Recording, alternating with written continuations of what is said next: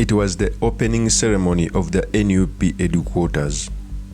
But as you all know, the plan which was unveiled is not the same building which was built.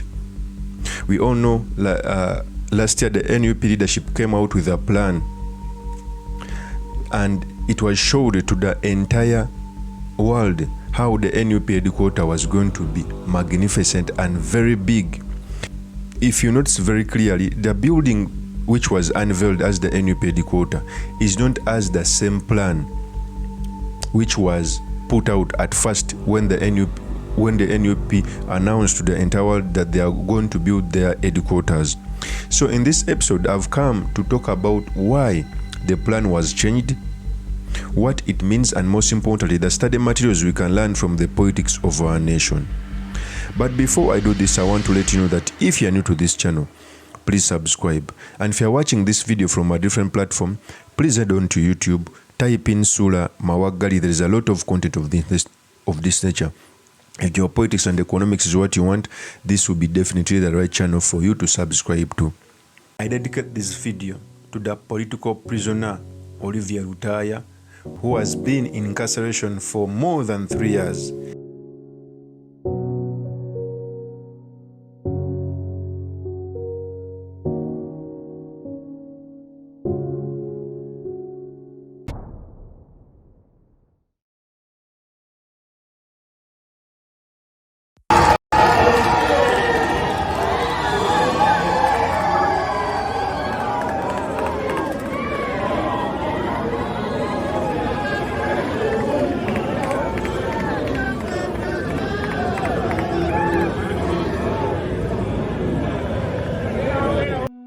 So that is when the NUP headquarters were being unveiled to the entire Uganda. We all know that last year there was a plan which was shown by BOBI WINE as which showed how the headquarters is going to look like. But if you notice clearly that the plan which was given out is different from what was delivered. So when very many people inquired about this, the Secretary General of the NUP came out and said on his and I said, I quote, "You would know that this is the kind of information shared by at the launch of an office. Had the launch not been frustrated, my speech was going to give these details anyway. Here is the simple explanation. At the time we unveiled that land in July last year, we had only acquired 2 plots of land at the same place. We are ahead and expanded it by buying one another vacant plot and 3 plots with buildings on them. We now have 6 titles, most of them already transferred into the name of NUP. The pictures you see only show 2 buildings which are on the main road, but when we open you'll see others. 2. Our original architectural design required 4.4 billion Ugandan shillings to build, which money we don't have yet. You notice we haven't done any fundraising for this project. To achieve all this, we have only relied on the available funds allocated by parties by Parliament, of which NUP gets only 12.7% and NRM gets 75.5%. Of course, these funds have so many others competing demands, including mobilization, structure formation, maintaining regional offices, legal representation, welfare for victims of state brutality, etc. etc. Secondly, in terms of having our plans approved by relevant authorities, it was easier to carry out the redesign and renovation of existing structures than start something from the ground without giving details. I believe this is clear. We therefore look a strategic decision to, in meantime, redesign the existing buildings, which cost us less than 10% of what would be required to build original design. Resources permitting, we shall be able to set up new structures. That was the Secretary General of NUP when he was giving the reason as to why the plan which was shown to the people is not the one which was delivered. In his communication, he went on to say that the plan required a lot of money at a tune of almost 4.4 billion.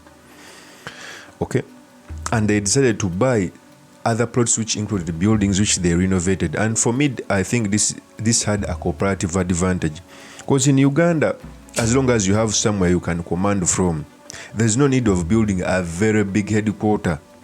An headquarter must be only used for strategic purposes, okay? But the real work must be done in the population. It must be done by moving around the country, okay? Most, by the way, very big parties around Africa, they don't have a big headquarter except when they are a ruling government, okay? It's good to have a headquarter, but it's not supposed to be big as it was shown. Secondly, even Robert Kyagulanyi Ssentamu came out and clarified on this. He even went on to talk about this. Let me first give you the tape when he was talking about this. Here's the tape. I want you to know that what we are opening today, this, our new headquarters, is certainly not the best headquarters. Mwena mwalabe ekifaananyi kye twasooka okubalaga kya njawulo ku bizimbe bino bye tulina. Wano twali twagalawo floors na nnyingi nnyo. So this is not what we want. We want it bigger and better than here. But this that we have should be seen as a command post for the struggle for the liberation of our country. For us and as NUP and all other forces of change. So you clearly see there is a reason as to why they did this. Okay? 4 billion was a lot of money. Okay? They would rather use something like 2 or 1 billion and the rest of money is put into the struggle, put into building structures, because structures are more important even more than a headquarter. So the people who were saying that they under-delivered, in fact the buildings which were built, if you compare them, they look even more bigger than the plan which was unveiled. I know the plan looked good, but the buildings which were bought look more better. So for me, I think it was strategic to renovate the existing building instead of building from scratch. Okay? In fact, let me first give you a picture of the building they renovated. Here is the picture.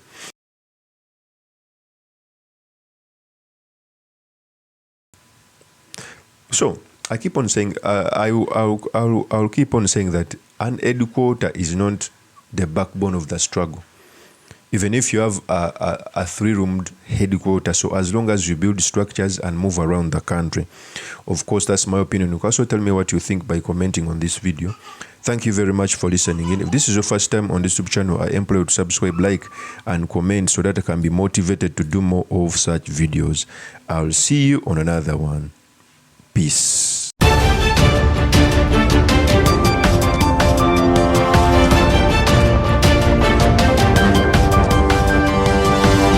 Thank you.